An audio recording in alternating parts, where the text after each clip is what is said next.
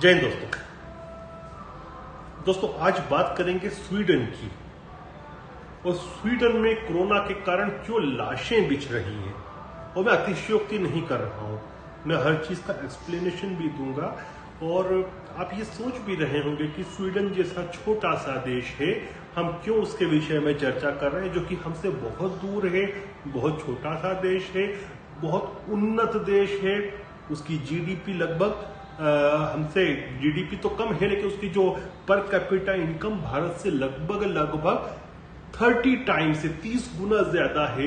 Health structure world class है। दुनिया मतलब सपना देखती है कि स्वीडन जैसा पब्लिक हेल्थ सिस्टम हो, लेकिन स्वीडन क्यों आज बिल्कुल जिसको कहते हैं धराशाही हो चुका है। पूरा उसका स्ट्रक्चर टूट चुका है और क्रम्बल हो गई है सोसाइटी कोरोना की वजह से। मैं आपको थोड़ा सा उसकी डिटेल में बताऊंगा। देखिए स्वीडन की हम कब बात करते हैं, इसके पहले हमने बात की थी जब बोफोर्स स्कैम हुआ था और स्वीडिश रेडियो पर खबर आई थी और उसके बाद हाहाकार मच गया था पूरे हिंदुस्तान में, जो आम डील को लेकर हुआ था, बोफोर्स तोपों को लेकर। अब उसके बाद आज हम बात क्यों कर रहे हैं स्वीडन के विषय में, क्योंकि स्वीडन ने को अभी तक कोरोना के लड़ाई में एक मॉडल कंट्री को माना जा रहा था, दक्षिण कोरिया को, कि साउथ कोरिया एक मॉडल है अपने आप पे कोरोना की जंग में। दूसरा माना जा रहा था स्वीडन को कि स्वीडन एक्स्ट्रा ऑर्डिनरीली अच्छा कर रहा है बिना किसी प्रकार का लॉकडाउन किए। और अब जो सामने आ रहा है कि जब ओपन अप चल रहा है, ज्यादातर कंट्रीज में पार्शियली सबकी इकोनॉमी खुलना शुरू हो गई है, तब स्वीडन में मौतों का तांडव लगा हुआ है। लाशें बिछ रही हैं इसी कोरोना के संकट की वजह से। अब थोड़ा सा मैं आपको डिटेल में बताऊं स्वीडन के विषय में। देखिए स्वीडन में एक सोशलिस्ट सिस्टम है और बहुत अच्छा सोशलिस्ट सिस्टम माना जाता है। देखिए कई बार हम कहते हैं कि इस कंट्री में कैपिटलिस्ट सिस्टम अच्छा चल रहा है और इस कंट्री में फेल हुआ।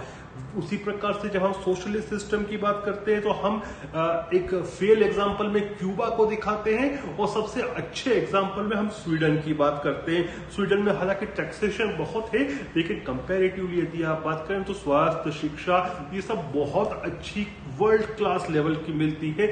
ऑलमोस्ट 100% वहां का लिटरेसी रेट है। और लिटरेसी का मतलब ये नहीं केवल पढ़ना लिखना थोड़ा जानते हैं, वास्तव में लोग पढ़े लिखे हैं, जानकार लोग हैं। फिर भी आज स्वीडन की हालत इतनी खराब क्यों हो रही है। देखिए स्वीडन ने, दो कंट्रीज ने प्राइमरीली सोचा था कि वे एक तरह से जिसको हर्ड इम्यूनिटी कहते हैं कि पूरे के पूरे समाज में एक प्रकार की इम्यूनिटी बन जाएगी, उस पर कार्य करेंगे और उसके परिणाम अच्छे आएंगे। ये दो कंट्रीज कौन से थे? यूनाइटेड किंगडम एक बड़ा कंट्री था और दूसरा था स्वीडन, जो कंपैरेटिवली छोटा कंट्री है, लगभग 1 करोड़ जनसंख्या वाला देश है। तो इन लोगों ने सोचा था, इन कंट्रीज ने, कि हर्ड इम्यूनिटी डेवलप हो जाएगी। स्वीडन ने क्या किया था कि लोगों से वॉलेंटरी रिक्वेस्ट की थी कि आप सोशल डिस्टेंसिंग करें, आप चर्चेज में नहीं जाएं, आप जो ओल्ड एज हाउसेज है वहां की विजिट करना कोशिश करें कि नहीं करें, आप आउटसाइड योर सिटी ट्रेवल नहीं करें, ट्रेवलिंग जितनी हो सके रिस्ट्रिक्ट करें। लेकिन वो कंपल्शन नहीं था, वो एक रिक्वेस्ट के मोड में था। किसी प्रकार का लॉकडाउन ऑब्जर्व नहीं किया गया। और अभी 3 दिन पहले क्या हुआ कि स्वीडन में एक दिन में 4000 लोगों की मौतें होती हैं। अब आप सोच सकते होंगे कि आप सोच रहे होंगे कि 4000 तो बहुत बड़ा अंक नहीं है। अब थोड़ा सा एक काम करें, स्वीडन की पॉपुलेशन है 1 करोड़ से कुछ कम या आसपास है बिल्कुल उसके, और बहुत स्पार्सली पॉपुलेटेड कंट्री है। अब थोड़ा इसको बराबर समान लेवल प्लेइंग फील्ड के लिए इसको भारत के परिप्रेक्ष्य में हम कंपेयर करते हैं, तो यदि हम रेशो को वैसा ही बदल दें जो स्वीडन का है, उसको उस रेशो को भारत में ले लें, या भारत के रेशो में हम बात करें स्वीडन की, तो 4000 लोग की डेथ यदि एक दिन में होती है स्वीडन में, तो भारत के अनुपात में वो होती है 5.5 लाख लोगों की कोरोना से एक दिन में डेथ होना। अब आप समझ सकते हैं कि कितने लोगों की मृत्यु हुई है। आपको पहले लग रहा होगा कि केवल 4000 लोग ही तो मरे स्वीडन में, कौन सी बहुत बड़ी खबर है और क्या विश्लेषण की आवश्यकता है। उसको आप भारत के परिप्रेक्ष्य में देखेंगे उनके पॉपुलेशन रेशो के हिसाब से, तो वो तो 5.5 लाख लोग प्रतिदिन का आता है। तो स्वीडन पूरी तरह से बुरी तरह से फेल हो गया, जबकि उसके निकटवर्ती जो देश है वो भी बड़े उन्नत देश हैं। उनका आप यदि बात करें स्वीडन की और उसको हम दूसरे यूरोपियन स्टैंडर्ड से कंपेयर करें तो पर मिलियन डेथ की यदि बात करें तो पर मिलियन में भी स्वीडन का आंकड़े बहुत खराब है। या अभी हम पर मिलियन की भी बात नहीं करें तो उसके निकटतम देशों की बात करें तो डेनमार्क में कुल जो डेथ हुई है 580 हुई है, फिनलैंड में 321 हुई है, नॉर्वे में 237 हुई है। हालांकि इनकी पॉपुलेशन जो है वह स्वीडन से आधी है, फिर भी रेशो के हिसाब से बहुत कम हुई है। और अब पर मिलियन के हिसाब से यदि बात करें तो यूरोप में सबसे ज्यादा पर मिलियन डेंसिटी के हिसाब से बात करें तो हुई है बेल्जियम में, जिसका अंक आता है 833। उसके बाद आती है यूनाइटेड किंगडम जो हर्ड इम्यूनिटी की बात करता था, वहां पर 597। फिर स्पेन जिसमें खूब मृत्यु हुई उसका नंबर आता है 580 पर मिलियन के हिसाब से।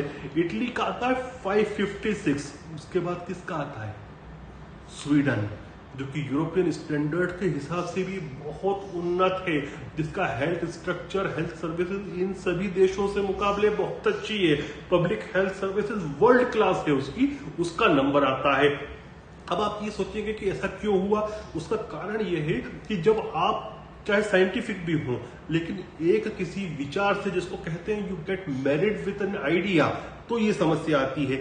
वहां के जो चीफ इपिडेमियोलॉजिस्ट हैं उनका नाम है एंड्रेस टेग्नेल्स। एंड्रेस टेग्नेल्स जो थे उन्होंने, और ये वर्ल्ड क्लास इपिडेमियोलॉजिस्ट है, लेकिन उनका यह मत था कि जो हर्ड इम्यूनिटी है स्वीडन में अपने आप डेवलप हो जाएगी, इसलिए हमको लॉकडाउन करने की जरूरत नहीं है। जबकि जो निकटतम देश थे वे सब लॉकडाउन की प्रक्रिया पे कार्यरत थे।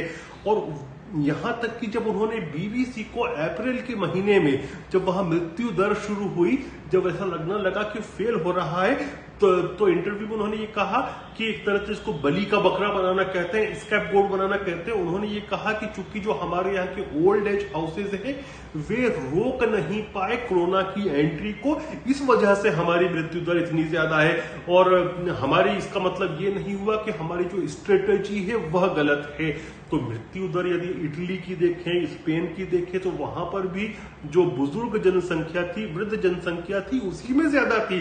तो फिर how come Sweden was different from Italy और स्पेन और from any of its neighbour, it was the same. तो फिर आप जो बात कर रहे थे कि हर्ड इम्यूनिटी की, तो आपकी हर्ड इम्यूनिटी की बात फ्लॉप होती है, लेकिन वो मानने को तैयार नहीं, क्योंकि he was married with that idea.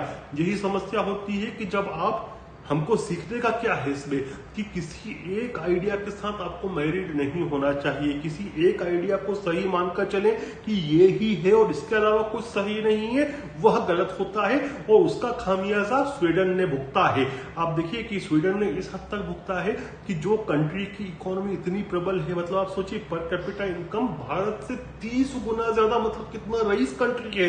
उसकी जो फॉरेन फाइनेंस मिनिस्टर है उनका नाम है मैकडीलिना एंडरसन, वो कहती है कि 7% श्रिंकेज होगा इस वर्ष में स्वीडन की इकोनॉमी में, जो कि यूरोपियन यूनियन के एक आम कंट्री जितना है। तो स्वीडन में और ईयू की किसी दूसरी कंट्री में क्या फर्क पड़ा इतनी उन्नति होने के बावजूद भी। और उनकी जो पूर्व एपिडेमियोलॉजिस्ट थी कंट्री की, जिनका नाम है एनिका लिंडे कहती हैं कि हम शुरू से ही गलत कर रहे थे। हमको अर्ली लॉकडाउन करना था, ट्रेसिंग करनी थी, अच्छी खासी टेस्टिंग करनी थी, और तब जाके हम सही चलते। लेकिन उन्होंने तो लॉकडाउन किया ही नहीं, सब कुछ ओपन रखा। तो यह होता है when you get stuck with an idea.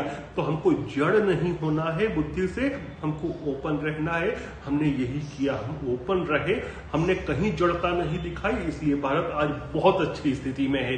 जय हिंद, जय भारत। हाँ, एक बात और बताऊं, अगली बार हम मिलेंगे शायद कल या परसों, क्योंकि थोड़ा टॉपिक एक्सटेंसिव है जिसके ऊपर मैं रिसर्च कर रहा हूं अभी, कि चीन में जो उसके अलग अलग प्रांत हैं, हमको ऐसा लगता है कि चीन पूरा एक है, एक नहीं है, बहुत सारी समस्याएं हैं। हम उन समस्याओं के बारे में प्रांतवार बात करेंगे अगली बार में।